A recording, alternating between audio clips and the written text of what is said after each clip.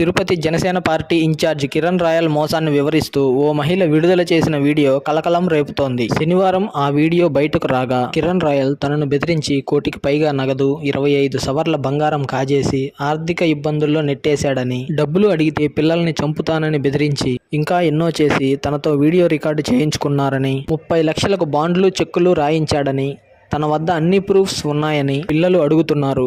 వారికి సమాధానం చెప్పలేకపోతున్నాను. ఇంక నేను బతకలేను.